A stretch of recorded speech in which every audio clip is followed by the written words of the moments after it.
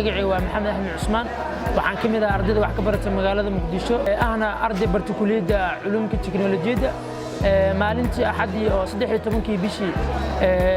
teamka Somali STEAM Society waxaan oo bilaabay tababar ku saabsan reportka annagoo in badan aan wax badan aan ka fahansaneyn laakiin isticmaalkiisa iyo waxyaabaha kale muuqaaladiisa aan aragnay alxamdulillah maalintii koowaad waxaan ku baranay sida loo xirxiro rubitkan u jeedin waxaan ka bilownay from scratch uu kala yaalay qalab kala duwan ayuu ahay waa isku keenay maalintii kale ku xigtay waxaan baranay sida loo dhaqaajiyo amrada loo siiyo baranay maalintii kale ku xigtay oo saddexaad waxaan baranay sida loogu sameeyo switchka iyo loopingka ayaan baranay maalintii ugu dambeysay waxaan baranay sida color sensorska loo siiyo mesela halkaan u jeedin waa ultrasoundkaas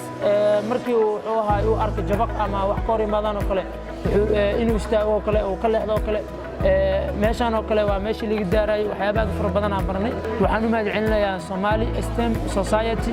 iyo hay'adda UNIDO iyo hay'adda Italian for Agency oo runtii naga caawiyay inaan tababarkan aan qaadano waxaan leenahay aad iyo aad u mahadsantihiin